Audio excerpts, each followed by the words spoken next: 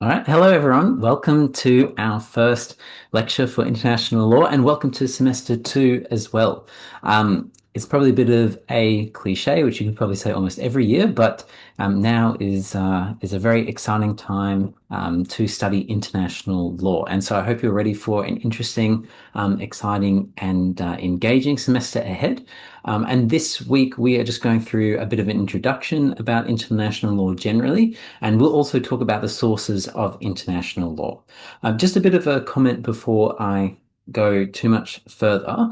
The purpose of these lectures are to really be alongside your readings for the week, and you'll see your recommended and required readings on Canvas for each week in the before class area.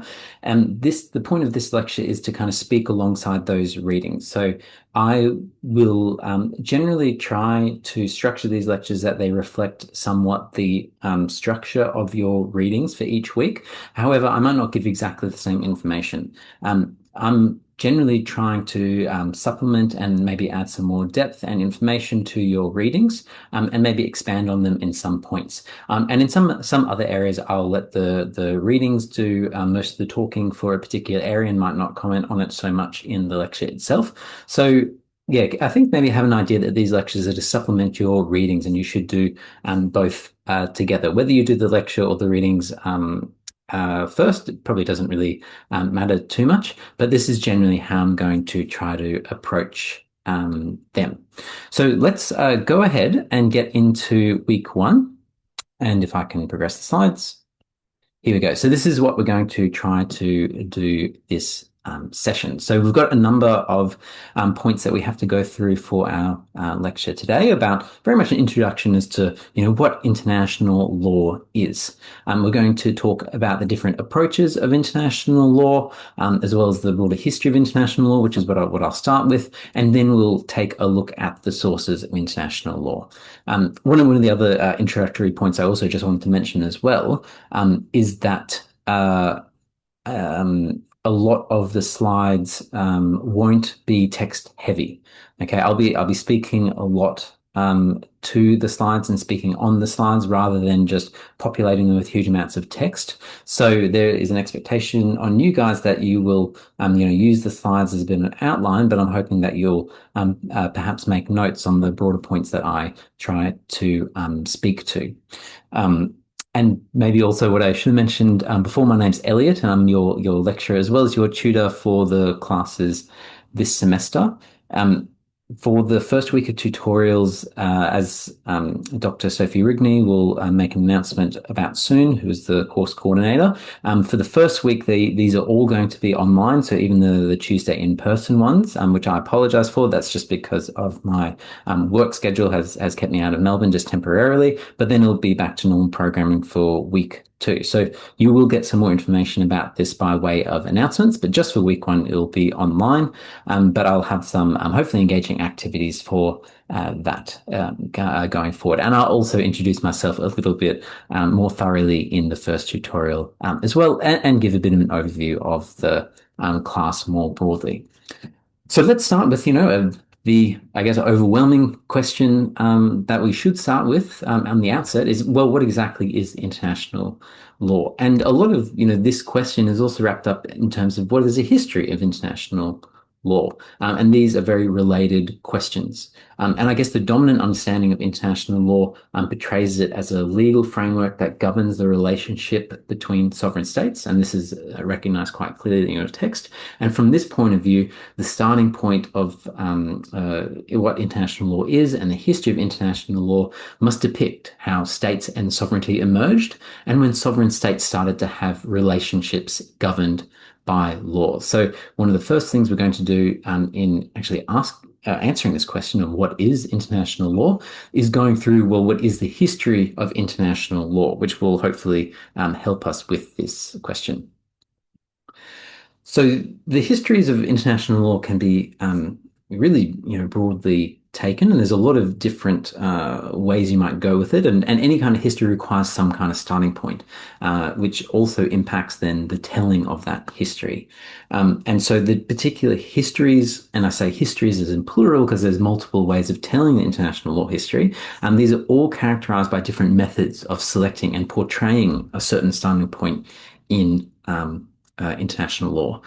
Some accounts trace international law's origin to rules governing interpolity relations in ancient India, Mesopotamia, Syria, Egypt, Greece, and Rome. But usually the most prevalent starting point, and this is one reflected in your text as well, consists of usually looking at the combination of Hugo Grotius's work of the Law on War and Peace, which was published in 1625, and the Peace of Westphalia not long after that in 1648. But the dating, the origin of international law is actually quite controversial because often the question is, well, is international law a fundamentally modern institution which constitutes some kind of break with the past, or is it a continuation of practices that were already there kind of before? And I guess the prevailing or the more dominant view at the moment is that international law generally emerged in Europe and formally after this Peace of Westphalia, which is also helped by Grotius's work,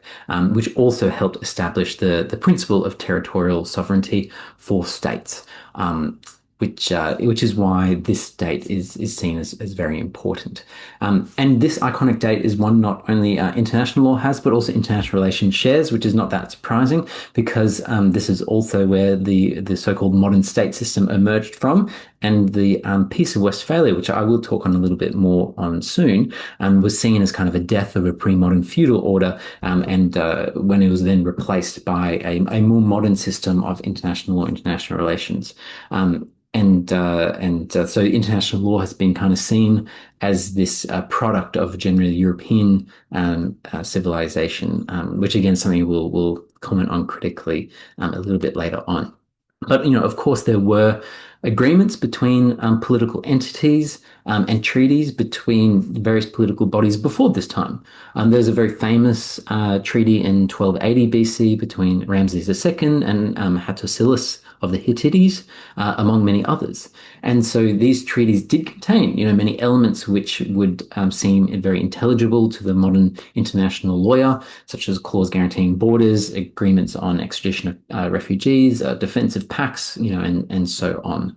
But still, this Peace of Westphalia and also Grotius's work is where many scholars note international law began. And like I mentioned, it was often because and seen as this is where state sovereignty was established. And so international law was then made real law. And so we'll touch on firstly the work of Grotius first, and I'll just speak about this a little bit more detail, and then we'll go on to discussing Peace of Westphalia and the significance of that. And a brief background on Grotius's work was that the newly formed Dutch Republic at this stage was basically looking to assert itself against Portugal and Spain. And the Dutch East India Company, which is a important company in the Dutch Republic, asked Grotius, who was a Dutch citizen, to write basically a defense of the company's privateering campaign in waters under Portuguese control. And Grotius completed the resulting manuscript and then published a part of it in the early 1600s under the title of The Free Sea. And then in his subsequent work, which was The Law of War and Peace, Grotius then provided a more comprehensive treatise on international law, combining natural law perspectives, which grounded legal validity in sources beyond law, such as God or reason, with also positivistic concepts, which derives legal validity from rules and the sovereign's will and consent. And we'll touch on like these different ways of looking at international law a little bit later on as well. So this is kind of like the background of Grotius's work. It was really, recruited by the Dutch Republic to justify its commercial activities in other states' waters, and hence the focus on the free navigation of the sea in that particular work. But there are many other famous figures who kind of compete for this role of parent of international law, and often there are men who are pointed to, and people call them the fathers of international international law. Another one is Francisco de Vitoria. And Vitoria was the first scholar who adapted the Roman concept of law of peoples to what we recognize now as an international context. And that was namely the colonial encounter between the Spanish Empire and indigenous peoples in what is now known as South America and the Caribbean. But then other scholars are also, just as important. I've noted a few of them on the slides, like Francisco Suarez, Albericio Gentili, Emma de Vattel, and Jeremy Bentham. And the latter coined the term public international law. But besides these men who are generally often kind of overwhelmingly seen as those pioneering international law, there are also many important women who also equally contend as initiators of the idea of international law. Christine de Pizan, who I have on the slide here, has emerged as maybe like the strongest contender for what some scholars have called in a kind of tongue-in-cheek fashion, the mother of international law, as against the usual fathers of international law. Her claim to this particular title rests on the fact that she wrote a book on the laws of war, and she did long before Grotius did as well. So also a very important scholar in her own right. Now, the Treaty of Westphalia, let's just touch on this briefly. The peace agreements which concluded the 30 Years' War in Europe were collectively called this Treaty of Westphalia. And the 30 Years' War in Europe lasted from 1618 to 1648. And this brought peace to the Holy Roman Empire, which closed a really calamitous period of European history that killed approximately 8 million people. And a number of parties participated in this, including the Holy Roman Emperor, kingdoms of France and Sweden, and their various allies. And this was a focal point of a longer development, which resulted in the establishment of a system of sovereign states centered around territoriality. And this idea of Westphalia is frequently used to describe an international system which is characterized by unfettered state sovereignty and little to no rules governing how states are to exercise their sovereignty, especially within their territories. Again, something we will talk more about in subsequent weeks. This so-called myth of Westphalia tells a story in which these peace settlements establish a system of sovereign states that still persist today. Often, scholars and people will call our system the Westphalian system of sovereign states. But there has been arguments in the literature, which you may also see in your readings, that attributing the establishment of modern international law based on state sovereignty to the Peace of Westphalia has been argued as a simplification. Particularly because this kind of cornerstone of the Westphalian system, which we see today as territorial sovereignty, was not actually referenced in the treaties themselves. They did presuppose the sovereignty of the Swedish and French kings in the sense that they were not subordinate to the authority of the emperor or the pope. But this conception of sovereignty differed a lot from the characteristics of later conceptions of sovereignty, especially the sovereignty to dictate the law, which we'll learn more about next week. And so this idea of sovereignty that was actually referenced in the Westphalian peace treaties was grounded more in natural law ideas and the idea of solidarity among monarchs rather than any positivistic conceptions which are more common now. So it didn't actually introduce this system of abstract territorial sovereignty that we associate with it today. But the Peace of Westphalia maintained really a period of personal power relations within a complex patchwork of imperial and princely sovereignties until the early 19th century and the final breakdown of the Holy Roman Empire.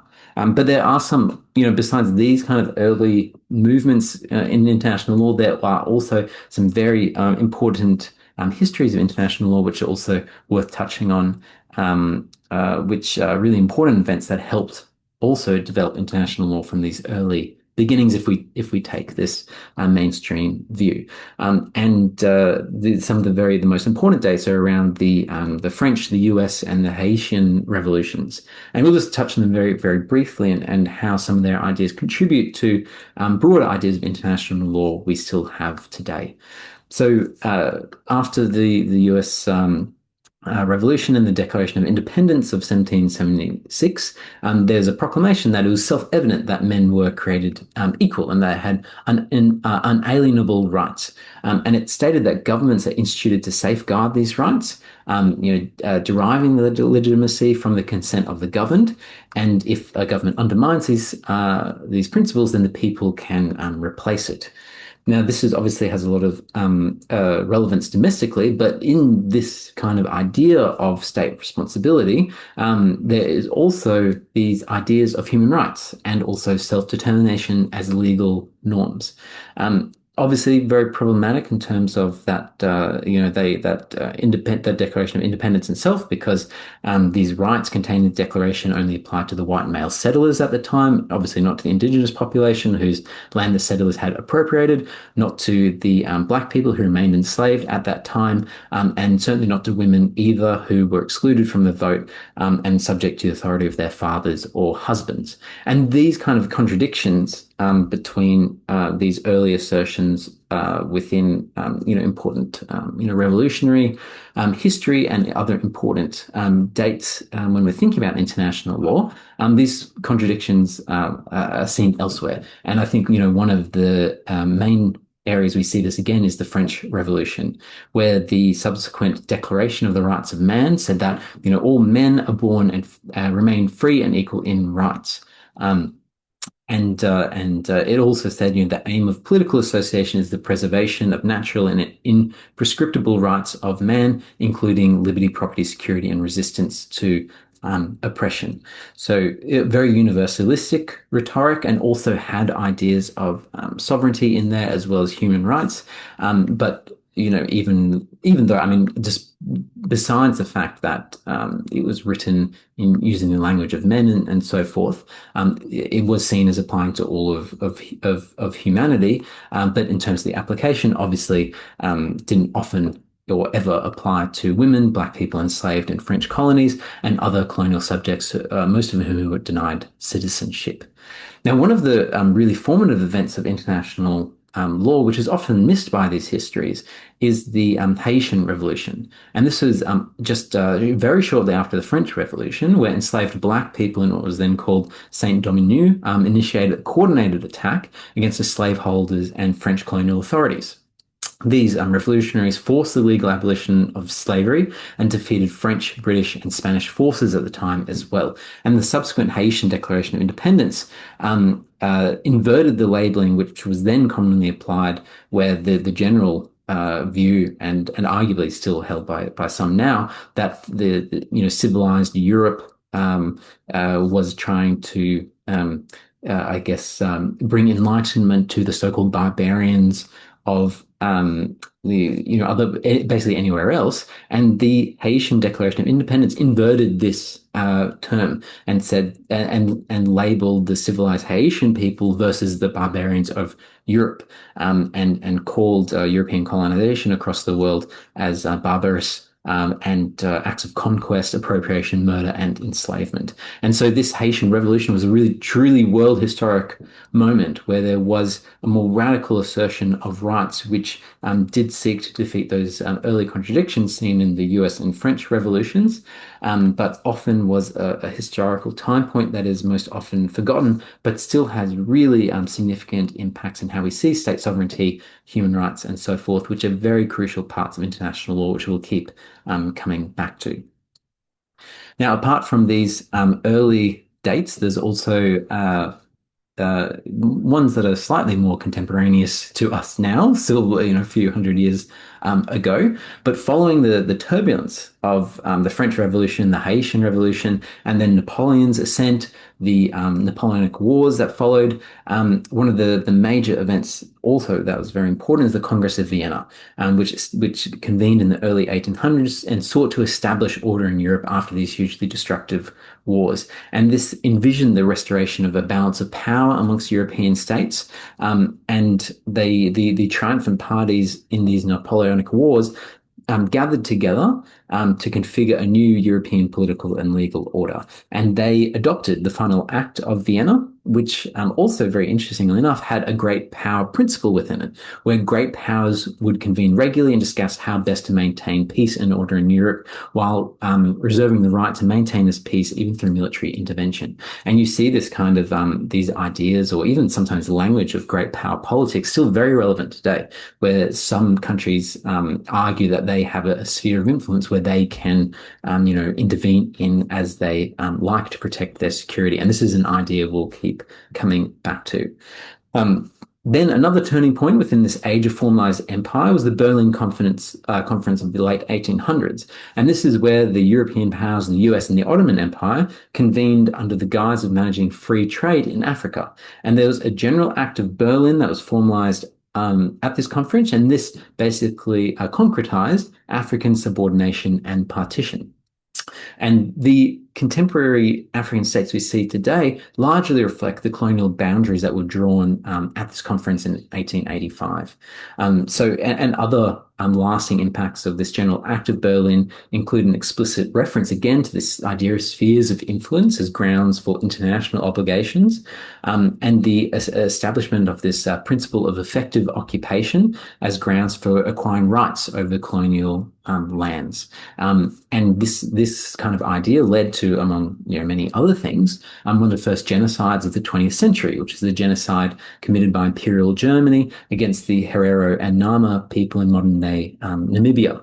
And another gruesome result of this Berlin Conference was the creation of the so-called Congo Free State, over which the Belgian King Leopold II exercised rights of property and sovereignty, and he introduced an unimaginably cruel practices to maximize rubber extraction from the Congo. And I mean, a lot of these the established orders back then still have impacts in modern day Africa, which was decided at this Berlin conference in the late 1800s. And this idea of spheres of influence, the rights of the so-called civilized states to intervene where they like, is again something that international law has been grappling with for a very long time. Now, a little bit, I'll try to speed this up a little bit to get through the history because there's obviously quite a lot here. But one of the major historical points of international law was in the 20th century. And after World War I is one of these major points where the League of Nations was founded at the Paris Peace Conference, ending the Great War. And importantly for us, one of the major organs instituted at this time was the Secretariat of the League of Nations, and the Council, which comprised all major powers as permanent members and additional non-permanent members, which again reflects the Security Council of today, and we'll talk about those linkages later on. And this Council of the League of Nations went on to create the Permanent Court of International Justice, which was the precursor to today's International Court of Justice. Now, this League of Nations after World War I was also a forum to reorganize colonial control, and particularly through the mandate system, which again further legitimized that idea of imperial control of the so-called developing states and this idea of European supremacy along with it. And this legitimized basically the taking of former German and Ottoman colonies by other colonial powers, such as when Britain took the mandates of Ottoman territories such as Iraq and Palestine. But the legality of this is still very controversial today. And the ideas from this colonial reorganization, which occurred at the Paris Peace Conference in creating the League of Nations, very explicitly tried to create a standard of civilization, which was rooted in racism, colonial paternalism, and that implied that certain cultures and societies were less developed and less advanced and needed guidance and control of so-called more civilized nations. And again, this idea of civilizations having to shepherd these so-called developing countries is something that we will see time and time again through the undercarriage of international law. But as we all kind of know, the League of Nations was not able to achieve one of its apparently primary goals of preserving peace, because shortly after Hitler came to power in Germany in 1933, Nazi Germany left the League of Nations. Then Japan left the League in 1933 as well, after it had invaded Manchuria. And then fascist Italy left a few years later after having occupied Ethiopia. And then, as we know, Nazi Germany started World War II by invading Poland. Now, this failure of the League of Nations was even more explicit and even more horrible because the atrocities of World War II was even worse than, arguably worse than World War One, including the industrialized genocide against the Jewish people, otherwise known as the Holocaust or Shoah or the Great Catastrophe, as well as this industrialized death against the Sinti and Romani people, eugenist policies involving systemic murder, forced sterilization, imprisonment of people with disabilities, homosexual, trans, and intersex people, persecution and also forced sterilization of Black people, and colonial German policies towards most of Eastern European countries, which led to mass deportation, starvation, forced labor, and extermination of Polish, Ukrainian, Czech, Russian, and other Slavic people. In World War II, 6 million Jewish people and 24 million people across the Soviet Union were killed. And at this time, other European nations and the US also enforced a really restrictive and awful refugee policy for peoples who tried to flee this violence in continental Europe in World War II. And these countries claimed that Jewish refugees, for example, constituted a threat to their order and security. And the cruelty of this restrictive refugee policy at this time was exemplified by the case of the MS St. Louis, which was a ship with 937 passengers, pretty much all of which were Jewish. And they were sent back from the port of Miami, where they sailed to, back to Hamburg in Germany. And upon arrival, most of them were deported to concentration camps, and more than a quarter of them had died. Now, I'm mentioning this too, the kind of horror of World War II and also the failure of the Allied nations to really address these horrors in any meaningful way at the time was because these heinous crimes laid the basis for several international conventions that we'll discuss in the course, such as the Genocide Convention and the Refugee Convention as well. So we will come back again to these histories when we look at these conventions. Now, some more recent dates, and again, just trying to be brief here for what is quite a complex history. Um, uh, the kind of next major landmark for international law was the decolonization that swept the globe after World War II. Because not only did we see a multitude of African countries gaining their independence, but also the setting up of the United Nations General Assembly in the context of the establishment of the United Nations after World War II, also the United Nations Security Council, structures that we will talk in more detail about in future weeks, but also more normative ideas about rules around, atrocity crime, rules around violations of human rights, these norms of self-determination, and also calling for an end of colonial rule. These kind of explicit laws and norms will also be things we talk about in more detail soon. And then once the Soviet Union collapsed in the early 1990s, this was also a really important point of international law where we had this new, emergence of countries which gained independence from the former Soviet Union as well as Yugoslavia. And this was a time of hope as well, that there was this idea that there'd be a more peaceful world in the golden 90s when the Soviet Union and the Iron Curtain fell. It was felt that peace would, spread throughout the world. However, as we all know, that hasn't really been the case. And especially early on in the 90s, we had the Rwandan and Bosnian genocides, along with the NATO intervention in Kosovo in 1999, which was carried out without Security Council authorization. All of this kind of shattered this early optimism. And then the international environment changed yet again really dramatically on the 11th September attacks at the World Trade Center in New York City.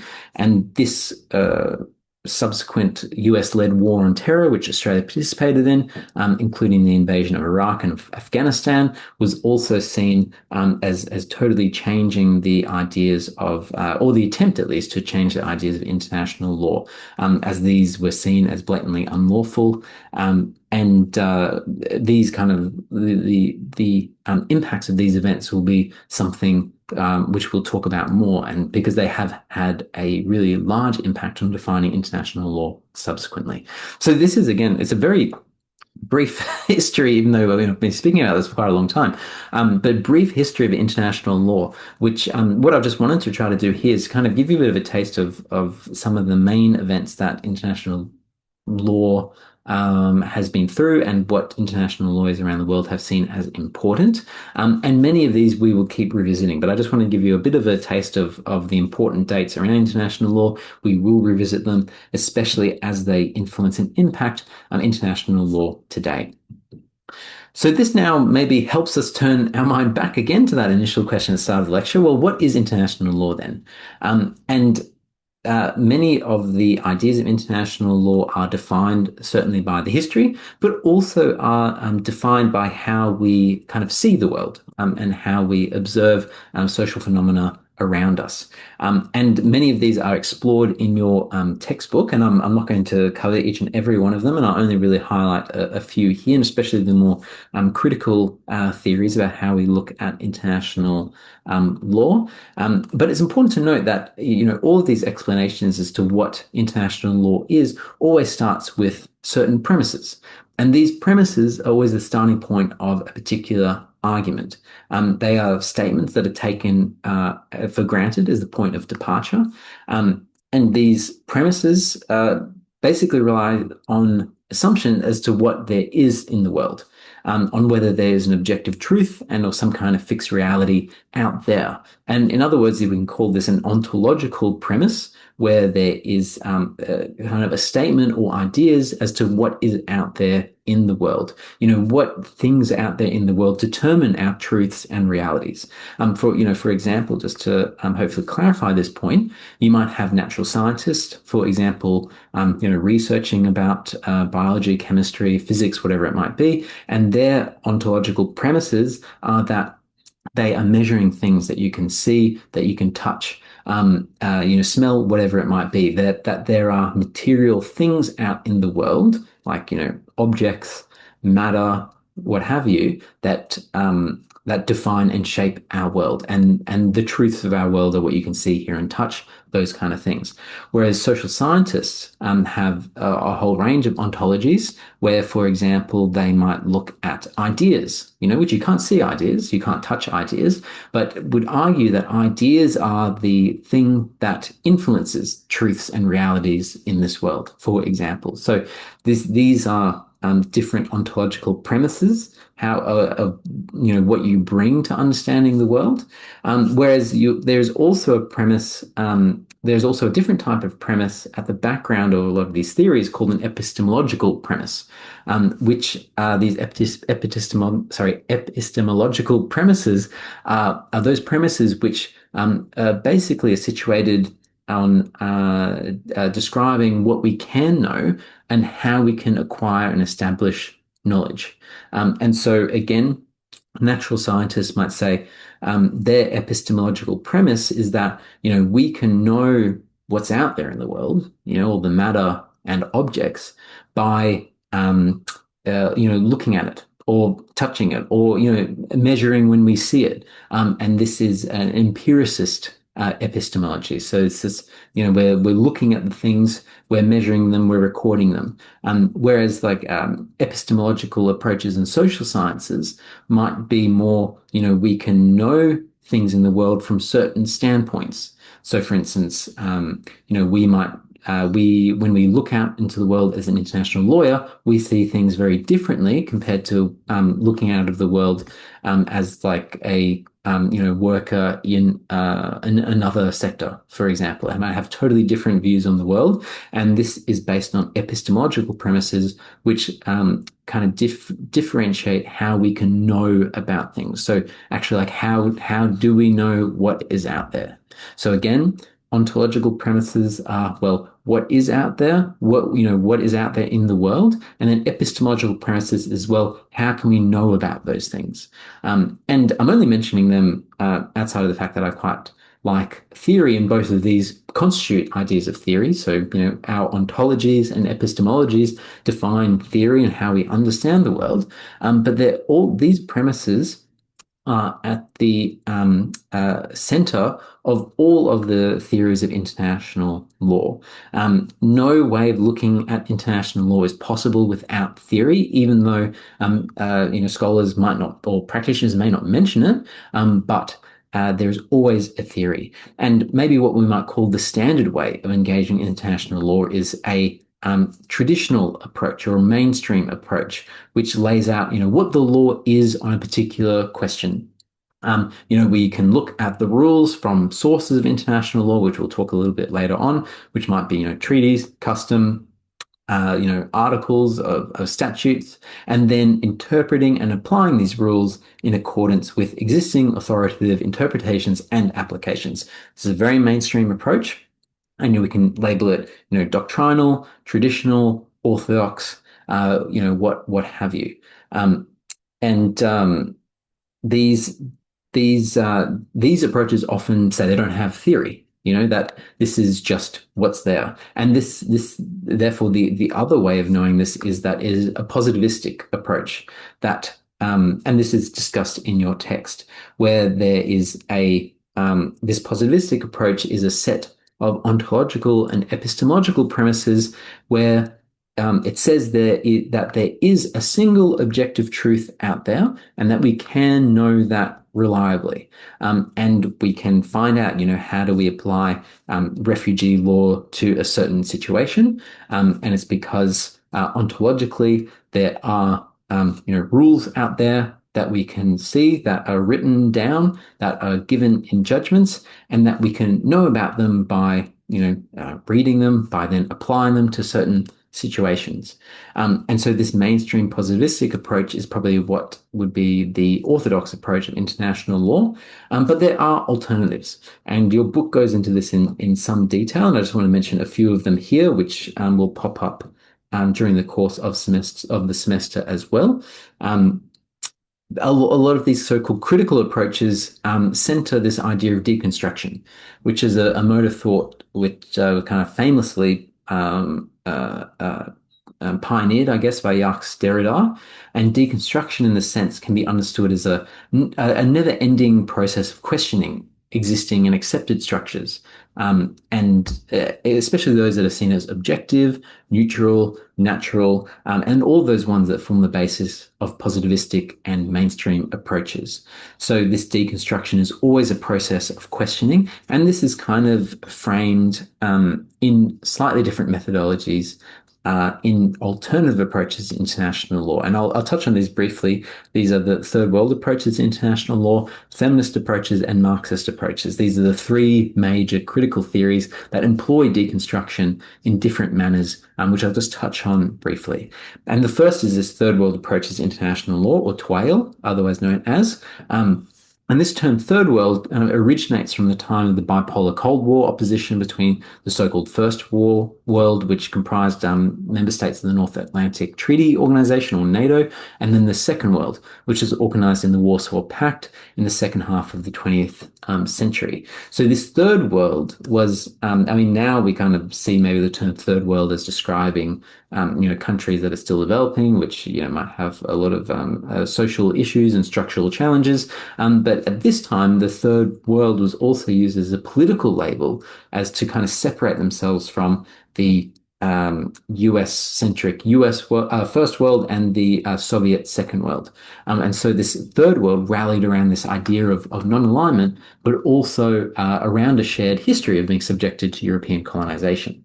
And the main aspects that unites third world approaches to international law scholarship, and even though it's very heterogeneous, like it's very diverse, is that the movement, broadly speaking, has a shared endeavor of grappling with international law's colonial legacies. Scholars have referred to the conceptual tools positivistic international law is deployed to, firstly, postulate a gap between civilized European and uncivilized non-European worlds. So they contest that and they deconstruct that. And second, they also try to construct and employ techniques to bridge that gap.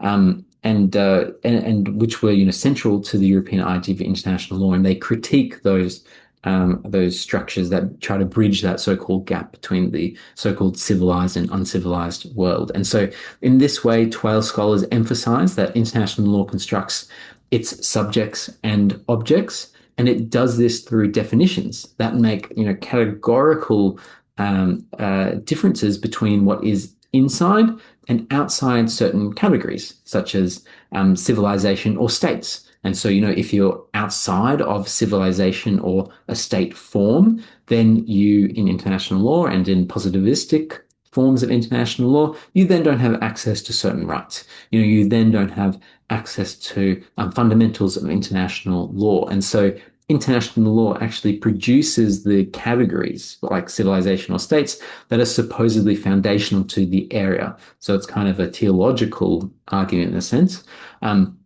In more recent years, Twale scholarship has started to engage more directly, not only with colonialism, but the racism that is the structure that has served to legitimize and entrench colonial domination.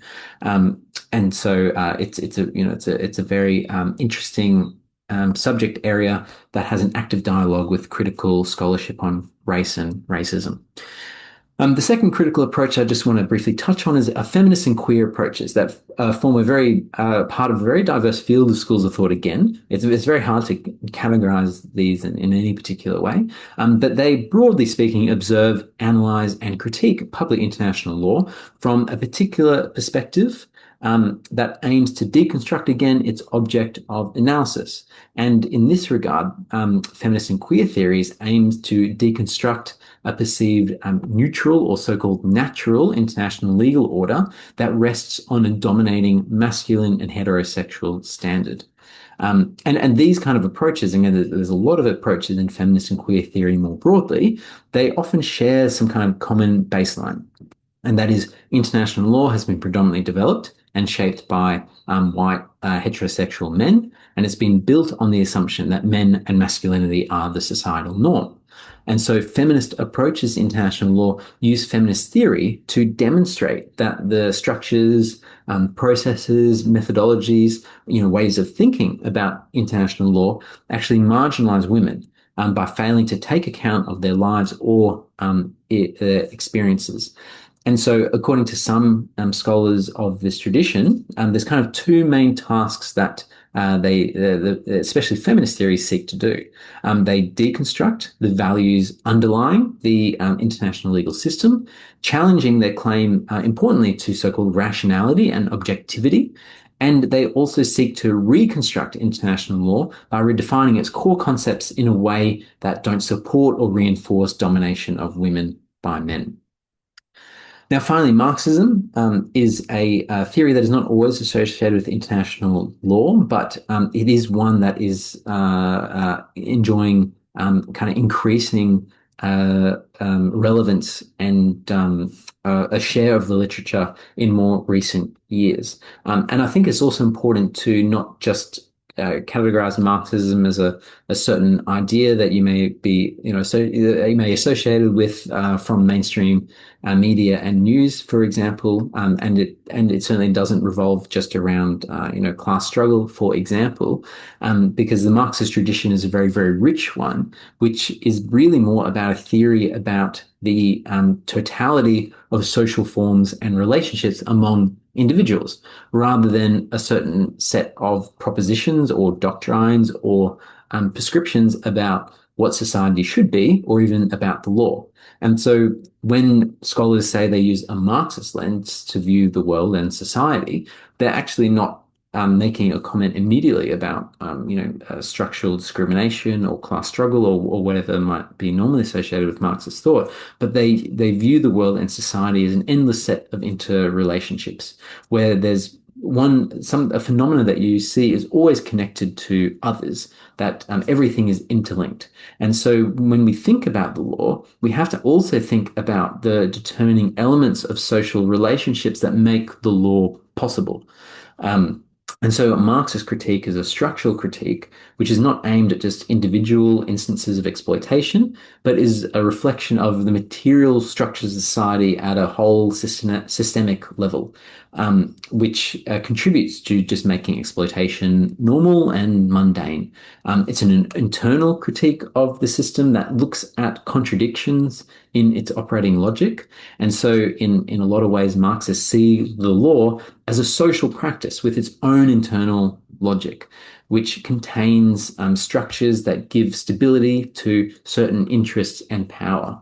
And there's maybe three main ways, and again, it's very problematic to categorize this kind of thought really, but there's maybe three main ways you might encounter as to how Marxists might look at international law. The first one is to see it as kind of a material phenomena that Marxist theory sees all social relations, between people and also between people and things, that they need to be understood in their historical material context. So that means law, like other social forms of regulation, is rooted in conditions of life. So there's a real foundation of material practices that arise as a legal and political superstructure. So you might say, for instance, that the Marxists might say, for example, that the birth and creation and then spread of capitalism around the world, which is about a commodity exchange in pursuit of profit, was the material base which created the necessity for international law. And arguably, from Marx's perspective, the associated processes of imperialism and colonial expansion also necessitated the need or necessitated international law to be able to regulate those processes, which helped capital constantly expand over the whole surface of the globe. And international law is a governance structure of that.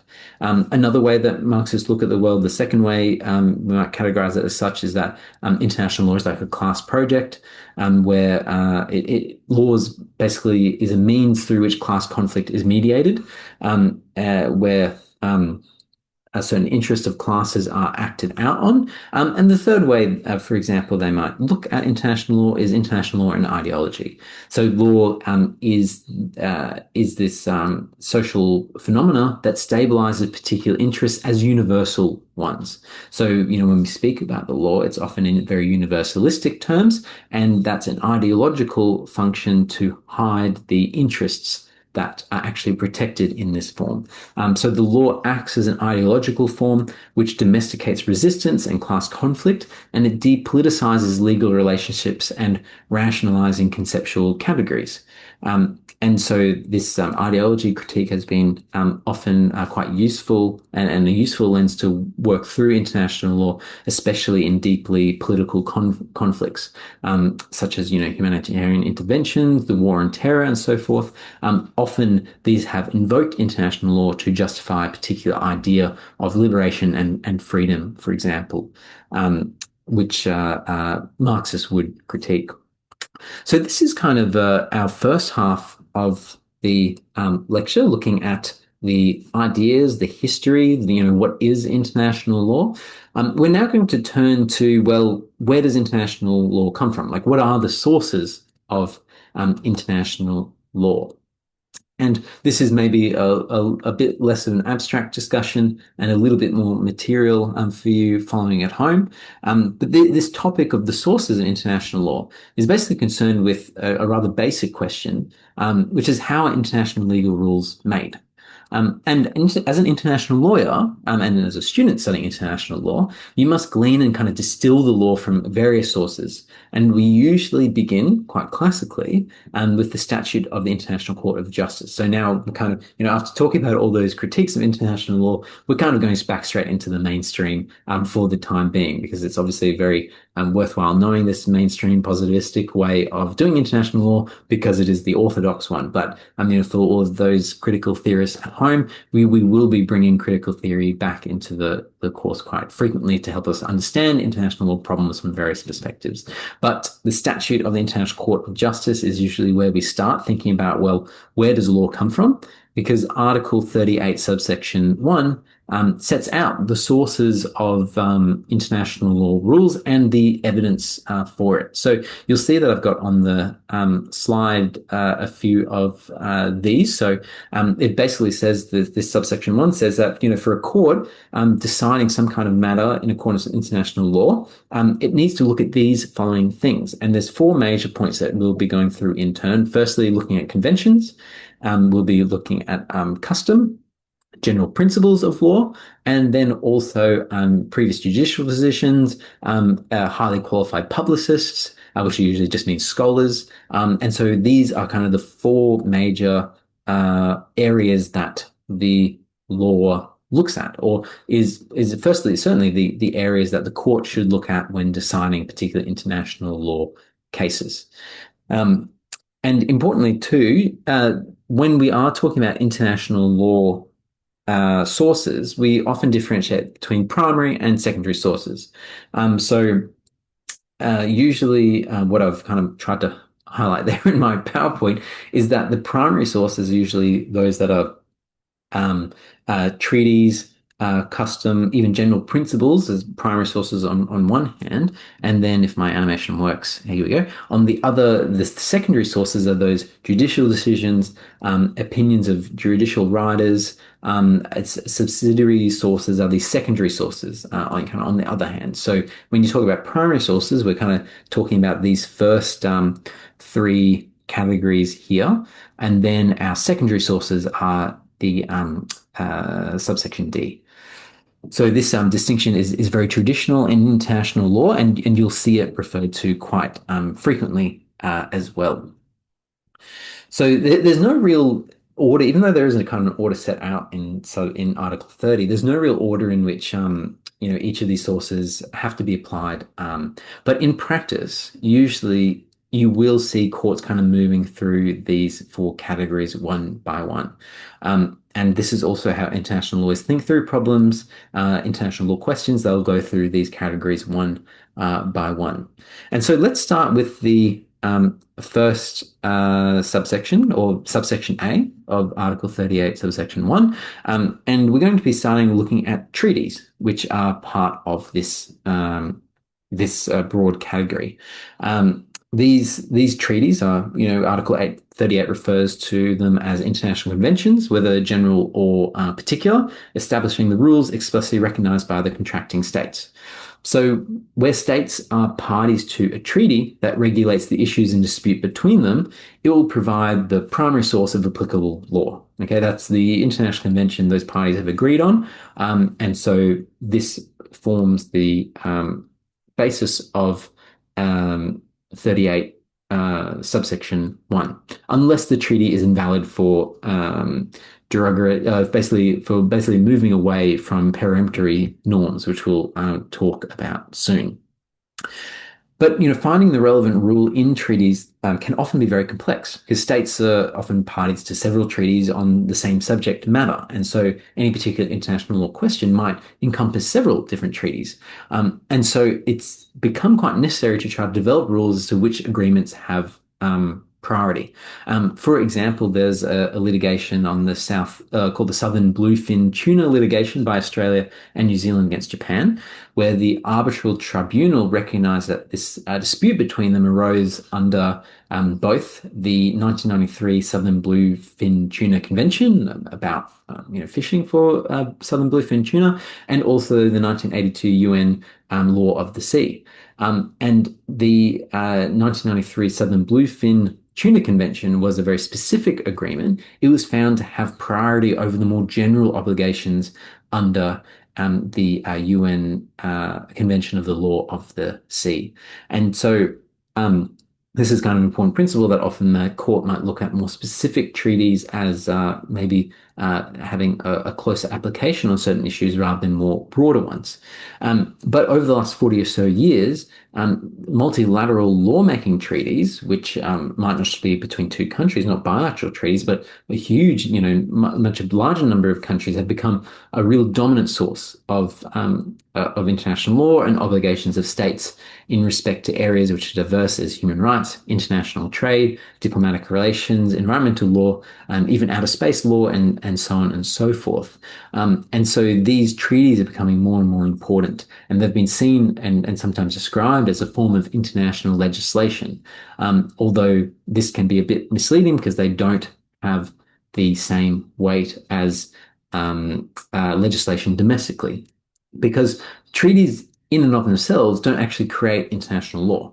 And the Permanent Court of International Justice observed previously, before, as the forerunner for the International Court of Justice, that a treaty only creates law as between the states which are parties to it. So treaties may be evidence of customary law that then might be binding upon all states, which we'll talk about in a moment. They really just establish the rights and duties of parties in the treaty and don't create obligations for third states. So we can't really say that treaties are lawmaking other than maybe for the parties to it. But these multilateral treaties, which have dozens upon dozens of countries, for example, joined into them, sometimes do have a very powerful role in stimulating consistent state practice and promoting a certain global consensus that the treaty rule and these large multilateral treaties might have some kind of normative value. And so they can actually, treaties can also create customary rules, which are kind of also made through these multilateral treaties existing, then states doing some kind of usual practice to follow them. And then with acquiescence and absence of any kind of significant protest, these multilateral treaties, for example, can create binding rules on all states within the international community if they reach a level of custom, which is then a nice segue into a discussion about, well, what is actually custom itself? And this is what Article 38 also refers to. And before states kind of adopted the practice of negotiating multilateral treaties, which really became much more popular after World War II, international law was actually primarily customary rules. And it's this idea of like honoring practices that had occurred since time millennia, since the Treaty of Westphalia, for example. There's this idea of custom being recognized in international law as the way that things got done. So it's evolved through a very long historical process by which state practices and recognition of binding character of these kind of practices have crystallized into normative rules that may not be written down, but they have binding effect because it's just the way states act. So, for instance, like the traditional immunity of foreign sovereigns and their representatives from foreign jurisdiction has evolved as a state practice from the need of rulers to communicate with each other. So, if they, sent representatives to a different country, they wouldn't just be arrested or killed, for example, that they had some kind of immunity. And this custom has been accepted over time. And one particular famous starting point of understanding custom is the view of the Permanent Court of International Justice, again, which the ICJ, International Court of Justice, replaced after World War II, their view in the Lotus case in 1927. And this is actually like a famous benchmark for analysis of customary law that remains really potent today.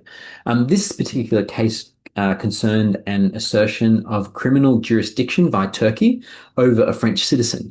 Which was an officer of the watch on board the Lotus, because this French ship, the Lotus, collided with a Turkish vessel, the Bozkurt, in Turkish waters. And France objected that jurisdiction over acts in the high sea was a matter exclusively for the flag state. And which was, France in this example. So the court concluded it did not support any exclusive customary rule, and so Turkey retained a concurrent jurisdiction to prosecute. The Lotus case has been cited by states who have since sought to deny the existence of a positive rule of international law that purports to restrict their autonomy, because again, this case basically said that, like Turkey in this case, can have a jurisdiction or a concurrent jurisdiction over issues in the high sea. So sorry, it's not in Turkey's actual jurisdiction, but broader, more broader high sea areas which aren't claimed by any one nation state. So this idea that any particular state could have concurrent jurisdiction to prosecute rather than just the ship. Like the French ship in this particular case, where the potential act or accused of criminal act occurred. So, I mean, more importantly, and we will come back to the Lotus case later in the semester as well. Um, well, the question is, well, how do we establish customary rule? So it's necessary, firstly, to demonstrate an objective element that states have actually acted with sufficient consistency as to amount to some kind of settled practice. And then a subjective element or a psychological element that states recognize themselves as obliged to act in a certain way. Um, so the reluctance of the Permanent Court of International Justice in the Lotus case that I tried to explain, maybe not that successfully just before, this reluctance of the PCIJ to restrict the independence of states is repeated in subsequent decisions of international tribunals, which then had an impact of custom making for state practice. And the criteria for custom were developed in another important case, the North Sea Continental Shelf cases in 1969, where the International Court of Justice was asked by the Federal Republic of Germany, Denmark, and the Netherlands what international rules apply to, delimiting the continental shelf between these countries. And the decision of the ICJ here proved to be one of the more influential in international law because the court recognized that coastal state sovereignty over the continental shelf was a natural prolongation of its land territory, and the criteria for identification of custom was articulated. Because at this stage, the question for the court was whether Article 6 of the Geneva Convention, which was only quite recently made, had yet passed in the general corpus of international law. And it couldn't actually apply it directly because the Federal Republic of Germany was not party to it. But the ICJ found that the certain elements had to be satisfied before a treaty could be binding on all states as custom.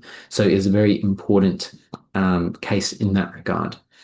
And importantly, it's necessary that the provision should be of fundamentally norm-creating character. And in this case, it was said that the two major conditions must be fulfilled. Not only must the acts concerned amount to a settled practice, but they must also be carried out in such a way as to be evidence of a belief that this practice is rendered obligatory. So there's that objective settled practice, then the subjective, states believe that they actually have to do it. And the need for such belief, as the judgment continues, is the existence of a subjective element. And the states concerned must feel that they're conforming to what amounts to a legal obligation. So, I mean, in this particular case, it was shown that it's not necessary for the formation of custom that state practice be universal, or, every single state does it all the time, or uniform. But so long as the states with relevant interests at risks have accepted a certain rule. So in the North Sea Continental Shelf cases, the International Court of Justice sought a widespread and representative participation in the relevant convention by states whose interests were affected.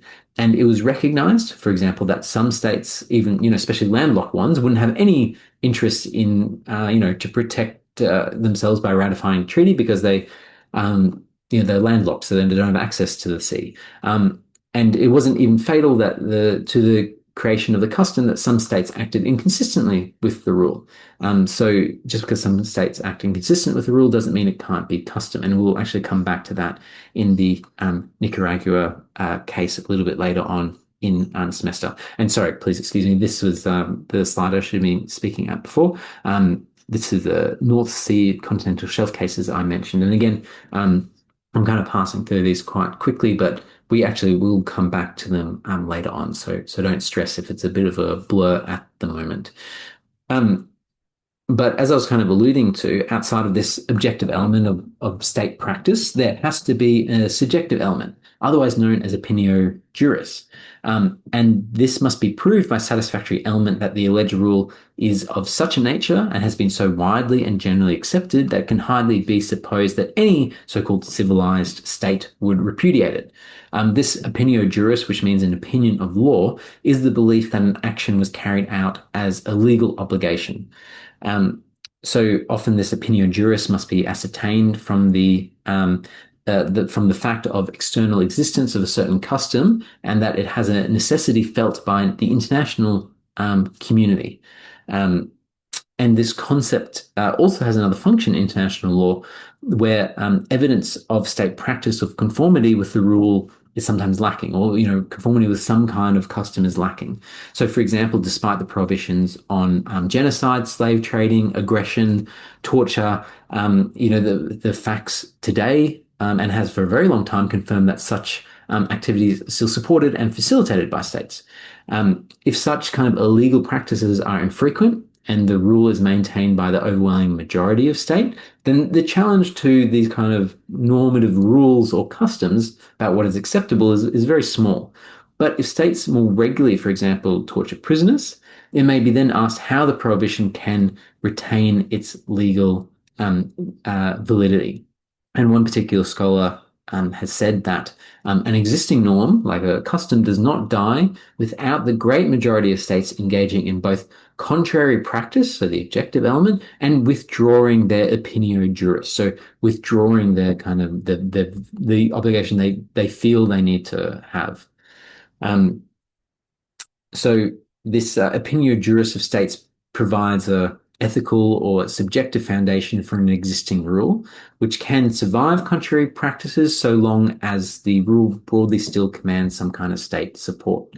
Um, Now, in regards to that, the number of states acting consistently with the ported rule is not necessarily always the relevant criterion in determining whether the existence of custom that may come about through this opinio juris. In one of the cases, again, we'll come back to the legality of nuclear weapons, which is an advisory opinion by the ICJ. The ICJ, found that while a substantial majority of states accepted a rule prohibiting the use of nuclear weapons, which amounted to a nascent or developing opinio juris, the five nuclear weapon states, along with others who accepted a protection of a nuclear umbrella, could block the creation of a custom to this effect by their strong adherence to the practice of deterrence and also the power of those states with nuclear weapons.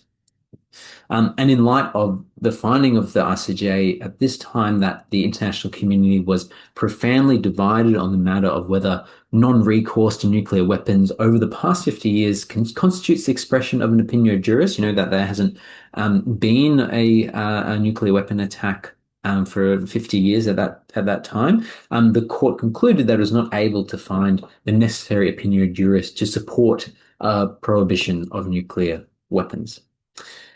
So customary law kind of imports the idea that a rule has evolved over a considerable period of time. The ICJ has also recognized that norms can form rapidly. They don't necessarily have to just be over a long period of time, especially in response to new problems. And certainly when there's threats to human rights and the environment, or when technological advances kind of prompt new rules. So customs don't necessarily just have to be over a long period of time. And when a state asserts a new right in international law, its legal validity as a custom will depend largely upon the reaction of other states as well. So if other states kind of protest against the particular right, it can prevent it from coming into existence and then prevent the custom. Whereas the acquiescence of states can play a role by allowing certain practices to crystallize into custom, which then could be binding against other states. So these are kind of like, I guess, important points generally to think about how custom might operate.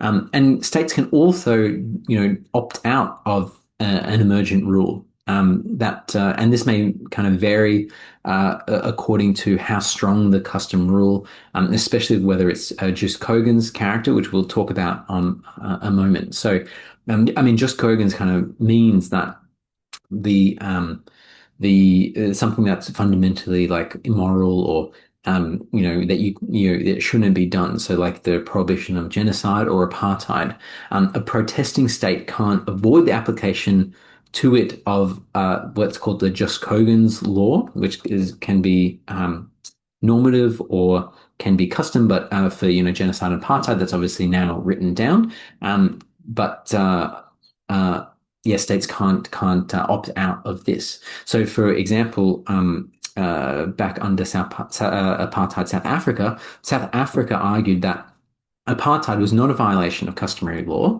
and that was disregarded by the ICJ because they found that under the mandate established under the League of Nations, then the UN Charter, South Africa had to respect human rights without distinction on grounds of race. And so the South Africa's argument was ignored in favor of legal obligations imposed through the UN, which had not only a character of being written down and therefore, a primary source of law, but was also a custom that was developed over a period of time. And these Just Kogan's principles as well, which is kind of like what we otherwise know as a peremptory norm of international law, they place constraints on the freedom of states to determine the laws that bind them.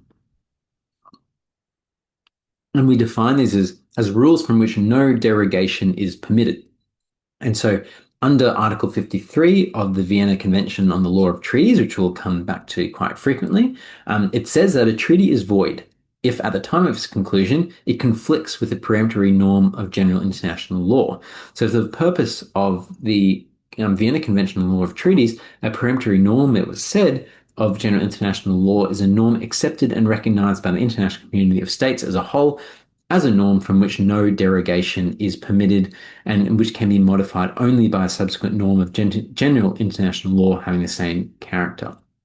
And again, these kind of Just Kogan's norms, these customs, include the prohibitions on genocide, slavery, torture, and racial discrimination. But it is, even though this idea of Just Kogan's norms has been around for quite a long time, in practice, it's quite controversial as to how these Just Kogan's peremptory norms of international law interact with other customary principles of law. There was a case, the Adsani case in the English Court of Appeal, which considered the argument that where an allegation of torture is made, the accused may not avoid prosecution on the grounds of immunity. We spoke about the custom of immunity of foreign diplomats and foreign state officials. If someone's accused of torture, which is Just Kogan's norm, then they can't escape it on the grounds of another custom. But there has been contrary views to that. For example, in the ex parte Pinochet case, Pinochet was of course a Chilean dictator. There was a strong majority in the House of Lords, which found there was no immunity from extradition in respect of charges of torture. And vital to this particular decision was the fact that Chile, Spain, and the UK, who are relevant parties here, had become parties to the Convention Against Torture, and the UK had implemented its obligations by domestic legislation and declared that can be no immunity for widespread and systematic acts of official torture as a matter of custom. So these Just Kogan's rules can sometimes interact in different ways with other customary norms, and these are things we'll come back to. Again, I appreciate this is just a very brief overview of these quite complex issues. Now, the next kind of subpoint under 38.1 or subsection C is the general principles of law. And international courts and tribunals have traditionally considered general principles as a source of international law. And when the advisory committee of jurists were drafting this Article 38 of the Statute of the ICJ in 1944, they were trying to put this general principles provision here in the event that there was no relevant treaty or customary rule. So to avoid a finding that there was no applicable law on the issue. So they tried to put this as a stopgap to make sure there was always some kind of law, even if it was a general principle of law.